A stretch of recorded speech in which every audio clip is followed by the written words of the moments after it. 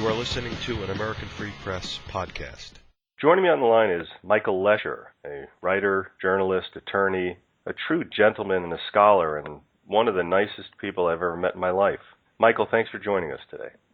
Thank you for having me, Dave. I can't very well quarrel with that introduction, except that I would certainly seem ill-tempered if I did, except the question whether I really am a scholar, something I never thought of being. Well, I read your book, and I can say for sure that you are, and it really is a pleasure reading your writing because it's so specific and so detailed and so pleasant to read, and as well as speaking with you. So I can vouch for that, Michael. Well, that I'm glad to hear. I know the subject matter of the book is not pleasant, but I actually do want people, when reading it, not to be put off by the writing. I hope that I've managed to convey some of this in a way that will keep people going and feel about it the way I feel about it when I hear these stories, which is to be more or less on the edge of your seat, just wanting to do something about it. Yeah, I think so. I think you definitely did that in the book. Now, I want to get into your latest book, which is Sexual Abuse, Shonda and Concealment in Orthodox Jewish Communities. But before we do, for the benefit of the listeners, can you give them a little bit of background about who you are and also how it is that you got into writing on this topic? I am an Orthodox Jew, and I confess, a lawyer as well as a writer. That is to say, I am admitted to the New York bar, and I do some legal work. I do actually quite a bit of written work for litigation. So for me, from every direction, I had a real stake in an issue that involves the legal process and the Orthodox Jewish community. And the two of them overlap in a very tragic way when it comes to the abuse of children. I was not born into the Orthodox community, so it was something that I didn't originally know that I would be seeing when I became Orthodox. But as I began to see more and more of it, partly because of the legal work I was doing on behalf of victims of abuse from other communities, I also began to see that there was a great deal the Orthodox Jewish community was not doing to try to help the victims of child sexual abuse or to prevent the problem from spreading or persisting. And then, in fact, the community did a great deal to try to cover up instances of abuse when they did occur. And so I became engaged with that, and at first I did a lot of work in individual cases for people who had been victims of child sexual abuse, trying to get their stories into print, in some cases actually taking a legal approach and trying to get those cases back into the justice system where they belonged. And this has been going on for years now. It's a little bit stunning when I look back and realize that I actually started writing about this, I started working on it in 1995 and had the first pieces published on the subject in 1996. I hate to think that's 20 years ago. Yeah, I know. So, yeah, that has now become a large part of my life, and quite an unexpected part. But it culminated in the writing of this book where, with considerable unpleasantness but also considerable determination, I decided to try to put into one place between covers what I think I know, or believe I know, about this subject as a whole, focusing not so much on the fact that children do get sexually abused in the Orthodox Jewish community. I don't think that should come as a terrible shock to anybody. Children get abused in every community. But focusing rather on the way the community handles these issues, the way it covers up the cases. And that's what I tried to get in the title, which was actually the publisher's choice. But it was originally to be Sexual Abuse and Concealment in Orthodox Jewish Communities. I wanted the word Shonda in the title because that is, in fact, the word that in these communities gets used a great deal to describe them. Shonda is a shame in Yiddish, and it has a double meaning. It means something that's kind of scandalous and shameful, and we don't want to talk about it or think about it or let anybody else know about it because it's shameful. And it also describes something that really is shameful, which, in my view, is what we have to call the phenomenon that I wrote about, which is that these issues are covered up in the Orthodox Jewish community. Victims are silenced and, in fact, sometimes stigmatized for coming forward and trying to do something about the fact that they have been abused by other members of the community. And it's not just about child abuse in this community, but it's also about the interesting relationship that this community has, or the leaders of this community, that they have with the secular U.S. political system. Yes, and that's a very important aspect of the book, and I alluded to it a bit when I said that I made contact with this issue not just because I'm an Orthodox Jew, but also because I'm a lawyer. It is a remarkable part of the story, I think, how much the cover-up mechanisms involve, I suppose the word would be a sort of overlap or interface between Orthodox Jewish institutions and the institutions of the secular justice system, also the secular news media to a large extent, but certainly the secular justice system in communities where Orthodox Jews make up a significant part of the population. Obviously, there's no magic to this. It's not as though rabbis can recite a formula and make the courts do what they want them to do. But in areas where they constitute a significant part of the community and have considerable political influence, that political influence has been invested in making both the child welfare system and the courts treat the issue largely the way the Orthodox leadership does. Let me just give one very graphic example which comes out of the book, and many people here I think would find quite shocking if they knew about it, and that's part of the problem is they don't know about it. Let me put it this way. Not long ago, just maybe a month or so, the New York Times ran a piece about a mullah in Afghanistan who was convicted of raping a 10-year-old girl in his mosque in Kunduz. He was convicted in a secular court and got a hefty sentence. And the gist of the story was that prosecutions like this are rare, the community discourages them, the religious leaders don't like it. In this case, he actually blamed the girl. He said that she had seduced him, that victims are often blamed for these things, and so on. All of this was very familiar to me, except that this was happening thousands of miles away and was in Afghanistan. What was not reported in the New York Times then or any time before or since, what has not been reported in any New York newspaper, was the case of Israel Weingarten, a Hasidic rabbi in New York, who did much the same thing. He was ultimately convicted in a federal court of repeatedly raping his own daughter over a period of years, starting when she was 10 years old. But you never read in any New York newspaper that his crimes were reported to state authorities years before the prosecution ever took place in a federal court. Child welfare officials looked the other way. A panel of rabbis to whom the couple went when parents were divorcing actually awarded full custody of all 6 of the minor children to Rabbi Weingarten, who was raping one of them. And that decision was then rubber-stamped by a Rockland County family court judge. So here again, the secular justice system got directly involved, as did the child welfare system, and the way they got involved was to cover up the crime. 7 years go by. Eventually the girl grows up and locates federal prosecutors who are willing to take her case. And so she's able to get him prosecuted in federal court because he took her out of the country and back as part of his cycle of abuse. But the point I'm making is that this culture of cover-up that involved a religious figure, a religious community, and in fact, in his case, brought members of the religious community into his prosecution to malign the victim, to say she was a liar, and she was promiscuous, and she was all sorts of things. Remember, she started getting raped when she was 10, just like the girl in Afghanistan. Right. None of that was reported in the local press, even though it's happening here in a religious community that people here know very well. And it also wasn't reported that the secular justice system had likewise been, let's say, sidelined in a way that in Afghanistan we were told about. Victims are discouraged from going to it. The community doesn't like it when they intervene. Okay, all true there. I'm glad they reported that. But that's a long way away. The same story happens here, and it doesn't get talked about. Why is that? Well, there are a lot of reasons why, but you have to begin with the fact that we tend not to want to see things that affect us more directly. I think it's much easier for people to read stories about things like this unfolding in a faraway place like Afghanistan among religious people who seem quite strange to us than it is to realize we have to face the realities of these kinds of things unfolding right before us among people we know. And that's particularly vivid when I think about myself, because I'm a member of this religious community. And it is not pleasant for me to realize this is happening. But unless we do realize it and acknowledge it and publicly confront it, it's just going to go on. But it doesn't seem like it bothers too many people in that community. Well, that is changing. There are plenty of people who are bothered by it. You can go online these days and look up some blogs like From Follies or Failed Messiah or Unorthodox Jew, and see plenty of angry comments coming from people inside the community about the way sex abuse, and other things too, but in particular sex abuse, is being handled within the community. But these are people who are relatively marginalized. Now, the leadership, and I do talk about this in the book, the leadership is starting to be prodded out of complete silence. It is acknowledging that there is a problem. It is acknowledging that in the past, as they like to say, in the past, these issues have been ignored. Many of the major rabbinic organizations in the United States have made public pronouncements to the effect that we understand there was a problem and things are changing.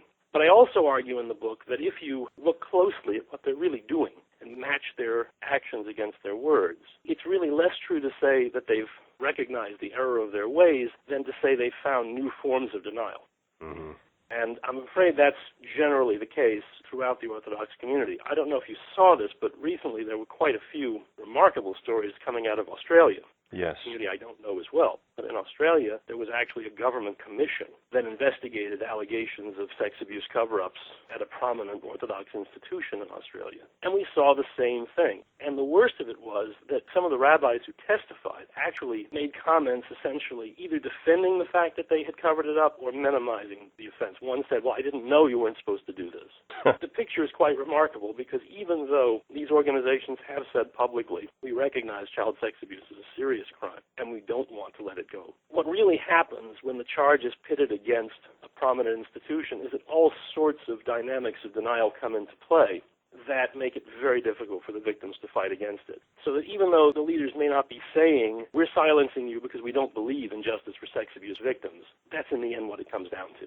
Yeah, one part of the book, which I guess I was kind of shocked at, maybe I shouldn't be, on page 58, where you're describing this fella, I think it was Hafner, is that right? When he got off the hook, I guess? Yes. And here, right at the top of page 58, where you say that this huge synagogue that served as a central place of worship for a certain sect of Hasidim, and where on the holiday of Purim, when the rabbi's victory over the justice system, of course that's the secular justice system, was announced, some 3,000 pious Jews broke out in song to mock the alleged victim's family.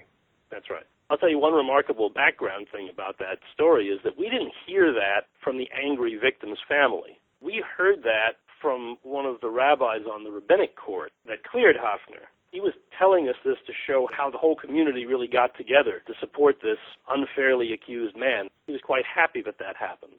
Again, I think that helps to illustrate the kinds of priorities and perspective that are brought to bear here. Now, I have to say, to be completely fair, Rabbi Hafner was never convicted of anything. The charges were dropped. So I refer to these incidents as alleged incidents. But remember, this was a very serious criminal complaint listing, I think, 96 counts. It was very credible. It was backed by a very respected, well-credentialed child abuse expert, and it never even got to the grand jury. Grand jury proceedings started, but was then stopped when the prosecutors withdrew the case. When I interviewed them, they couldn't or wouldn't give me a reason why the evidence against Hafner was not sufficient to go to trial. They kept telling me it wasn't. They kept telling me they had received, I think the word they used was overwhelming evidence of his innocence.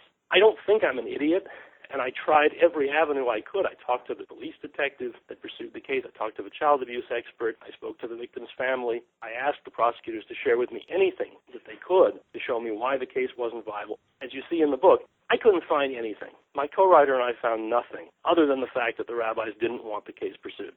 And that's really what the celebration in the end was about. To put it another way, as someone else has said regarding another case, I wasn't directly involved. She knew of a young person who was expelled from an Orthodox school because she had reported being sexually abused, I think, by one of the rabbis there. And it was a teacher. When kids asked what happened, the way the administrators answered it, she said, was not to say that the child was lying or that nobody had done anything wrong to her, but she had done the wrong thing. She had not obeyed the rabbis because she had gone to the police. Right. And it's encouraged in that community to handle matters outside of the secular authorities when the law's been broken. That's right. And so in this case, too, you have the victim of Rabbi Hafner who becomes automatically a bad person. To some extent, as I describe in the book, almost a non-person. Or the way I describe it in the book is that you become automatically an outsider to the community. And as an outsider, you're automatically a threat. Right. Is it mostly because of block voting, Michael, that they seem to get their way with the secular authorities? Well, I think that's obviously a factor. Because the community will tend to vote as a whole, one way or another, that can certainly make them influential. There is no shortage of, from those who have it, there's no shortage of political contributions also. To some extent, I think there may also just be a sort of intersection of interests. It's a lot easier from the point of view of many people in the secular justice system, because I deal with these cases both in and out of the Orthodox community. I can tell you, lots of people don't want to see these cases prosecuted, especially when the alleged perpetrator is a family member of the victim, a respected teacher, a clergyman. So if they have an excuse for just turning these issues loose and letting them be governed by something, or they may choose to believe it's being governed by authorities inside the community, I think in many cases they're probably kind of happy to do that. Mm-hmm. Now, these communities, of course, as you've detailed throughout the book, are very insular, and they don't have much contact, I guess, with non-Orthodox folk, whether they be Jewish or non-Jewish.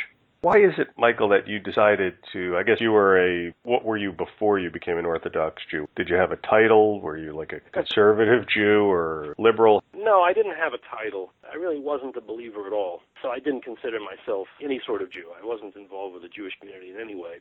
and I became involved with the Orthodox community as part of the process of educating myself, trying to learn more about being Jewish and where I came from. And I ultimately decided the only way I'm really going to understand this is to become part of it. Okay. And I was willing to think, well, okay, if I try it and it turns out to be a big bust, I can abandon it, but otherwise I'll pursue it and see where it takes me. It's a long story, but that's essentially what I did. Do you think you made the right decision? I think I made the right decision. You know, it's always difficult to go back 30 years or whatever it is in one's life and second-guess decisions that you've made, knowing a whole lot less about where you're going to be than one knows now. But I do think that not only was it a reasonable decision based on what I knew at the time, I think it's a decision that I don't regret, even knowing everything that I know now. I think I would do it over again. I would see it a bit differently. I might follow a somewhat different path, but I think I would still do it. The reason I'm asking is because I would imagine you're not very much loved in that community. Is that right? Well, yes and no. First of all, I don't want to exaggerate it. This is important to me because there are people who face real danger, real threats for coming forward on issues like this, and I describe them in the book. A rabbi who lives in a Hasidic community who has been a very outspoken advocate for victims, who was excommunicated from his community and a couple of times was physically attacked. At one point, somebody threw bleach in his face, which could have blinded him. Unfortunately, he was able to wash it out. But that did happen. And there are victims who have lost their jobs, had to move. The victim family of the alleged victim of Solomon Hoffner had to move out of the community where they lived and relocate somewhere else. And that happened again recently in the case of Rabbi Yosef Kolko, which I describe in the book as well. Now, he actually did end up pleading guilty, so we don't have to say alleged. We know he was abusing the kid. And yet the child he abused and his father, who was a respected rabbi, had to leave the religious community where they were living and move elsewhere. I don't face that kind of threats. I don't want to be bracketed with any of that. I've never faced or experienced any such repercussions in the community where I live. There are people who are not happy about the fact that I'm doing it. There's also a lot of people who are very happy about it. I see both. I was wondering if you had ever received any threats. On occasion, have received some very angry mail or phone calls, sometimes for the oddest reasons. I can't remember a time when I got a furious email specifically because of what I wrote about abused children. But occasionally the issue will overlap into something else. For example, in the book I describe at some length the Jewish police forces that operate in many of the heavily Orthodox areas that are called shomrim, which means guardians or guards, patrols that the Orthodox community runs internally. So I did have a piece on that published in a New York tabloid. And there the theme of the irate emails and calls I got was basically, how dare you criticize shomrim? Everything I had said, which was about 75% of the piece, about shomrim's record in interfering in child abuse cases was completely ignored by the critics. Just their objection was that I said something bad about the shomrim group, which in their view we really need. They're protecting us. They're doing wonderful things. Right, and they're perfect. Right, they have to be perfect because they're Jews and they're protecting Jews. And this feeds back into this cultural complex, which is not unique to Orthodox Jews by any means, where the community tends to look at the outside world as relatively threatening and therefore to justify the kinds of measures we take to keep outsiders out and to keep us from going to outsiders as necessary means for protection. And once you begin to convince yourself of that, it's pretty easy to start shuffling around your moral priorities. Anybody I talk a little bit about things like this in the book. Anybody who looks at some of the measures that have been invoked in the United States to counter what is called terrorism, which is really, by any objective standard, quite a small threat to Americans living here, can see a similar pattern. Once you start to get people scared and invoke their fears, they'll put up with an awful lot that objectively, really, no one should take. Right, and I guess the main reason that this can happen in those communities, in those Orthodox Jewish communities, is because of the power that the rabbis have over their flocks. That is a very important factor, and it's something that I talk about in the book. Now, again, this varies a little bit from place to place and community to community, and one has to take that into consideration. I don't live in a Hasidic community. I don't live in a very right-wing Orthodox world where we speak Yiddish and nobody talks to outsiders. I live in a much more modern community where the population is much more mixed between Jews and non-Jews, so there's a certainly different communal attitude about the way certain things are handled. On the other hand, as I point out in the book, even in what are called the most modern Orthodox parts of the community, you still see similar patterns in how sex abuse cases are handled or not handled when a rabbi is accused, for example. Because a rabbi still, in whatever religious community you're in, whatever version of Orthodoxy it is still a figure of very great authority, very high up on the hierarchical chain. And to challenge him, to have a child challenge him in a very graphic and intimate sort of way by saying this person is a sexual criminal is something that's very disturbing to communities generally, regardless of what community that kind of charge arises in. I will say that on the more modern wing of the spectrum, there are far more people who will do what I would do, who would immediately go to the police, and others who will defend people for doing that. You're a lot better off in such a community if you've done that than if you live among the bub of Hasidim the way the alleged victim of Rabbi Hafner did. On the other hand, as I describe in the book, you have a very popular, influential, respected rabbi like Mordechai Elon, who, when he's accused of sex abuse, again is able to resort to the good old cover-up and slander the victims tactics, and was remarkably successful right up to the end, where he ends up entering a guilty plea, even within this relatively modern, enlightened Orthodox world. I don't think the problems are just functions of the very insular and relatively, let's say, poorly educated, in secular terms, parts of the community. It has much more to do with the kinds of priorities that we invoke when our system gets challenged. Do you think that this child abuse epidemic here in the Orthodox community is any different from child abuse epidemics in other non-Jewish, non-Orthodox communities? Well, I can't really know that, but everything that I do know and everything I can find out makes me believe that there's no real difference in the kinds of problems that we have with abuse itself. In the numbers, I mean, Michael. I don't know. It's really, really hard to know that, but the best estimates that we have so far, that basically the numbers are consistent through communities. To the extent sex abuse is about a disorder, an unnatural sexual attraction to children, or to the extent it's about sort of psychological need people are satisfying when they abuse children, I don't think these things are particularly present in the Orthodox community as compared to others. I think it's pretty much a problem to be found throughout societies, but it will intensify, and the effects of it will intensify to the extent it is not addressed. And that's, to me, a real problem and a real danger. When I think of some of the people who have come to me, not just one or two, a fair number of people from particular communities, all of whom had suffered abuse, and in none of those cases had any legal intervention taken place, you start to ask yourself, what happens to all these other people when they grow up? What are the psychological effects going to be on them? Not just because they were abused, but because their abuse was ignored, covered up. They were blamed for it. What are they going to do as they grow up? And how is that going to affect the community? Now that I've been doing this, hard to believe, but I have been doing this for some 20 years, that's not an academic question.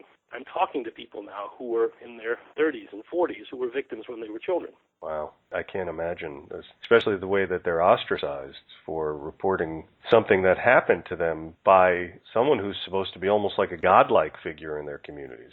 That's right. And then what do they tell their kids? And how does this lesson get passed on? And I worry about it. Whatever happens, the legacy of this cannot be a healthy one until we confront the problem in a healthy way. I don't suggest we can eliminate abuse. I don't see how you can do that without turning your whole community into an absolute police state, which I wouldn't want to do, obviously. There are people who are going to be victims of crime in one form or another. But if they can get justice, if the community as a whole can say to them and to the perpetrators and to each other, this is wrong, this is punishable, and the victim is innocent, then I have a lot of hope, knowing what I know about human resilience, that people can grow through it and heal. But if you cover it up, if you tell the victims they're at fault, if you tell the victims there is no justice for what happened to you, and you still have to go on honoring and admiring this rabbi and others like him, this is one of the things that people call me about. I just saw the guy get an honor in a synagogue, so they called me up in an outrage. This is the guy that abused me. So when you see that, when you live with that, then you have not just a personal wound, but a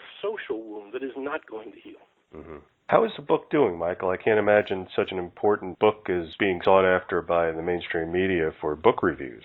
I'm hoping to get more attention. It took a while, but I did get a review in the Jewish Week, which is a major, not Orthodox, just general Jewish publication in the United States, and it was a very positive review. I was very pleased to see that and grateful to the reviewer for paying attention to it. But so far, I think there's been less attention paid to it than I, perhaps selfishly, think the book really deserves. The reason I think that, by the way, is not just that I wrote the book and would love to be seeing attention paid to it and copies sold. Of course I would. But I'm also comparing what it seems to be the response to the book with the increasing discussion of the issue in mainstream media.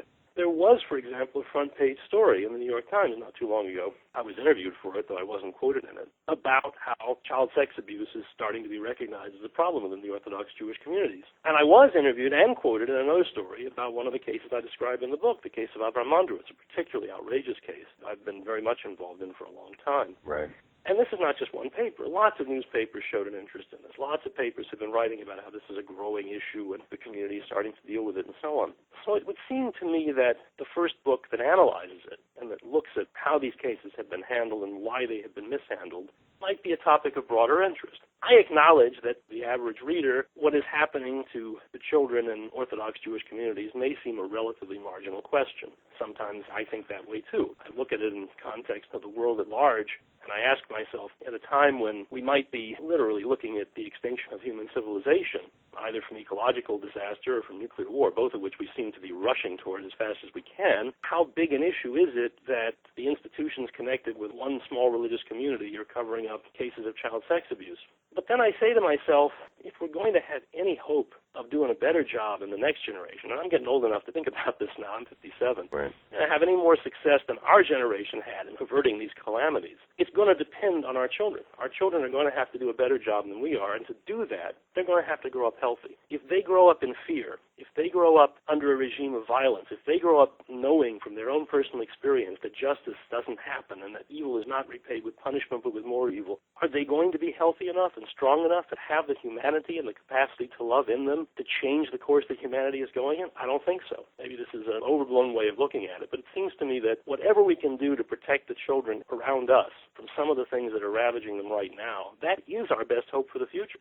Sexual Abuse, Shonda and Concealment in Orthodox Jewish Communities by Michael Lesher. Michael, I want to thank you so much for the time you spent explaining all this to the listeners. As always, it's a great pleasure and honor speaking with you, and thank you for doing what you're doing. It can't be easy. Well, thank you very much for having me. And no, it hasn't been easy, but I'm not complaining. It's been a lot harder for the victims of these crimes, and I hope that what I've been able to invest in this will be of some help to building a better future.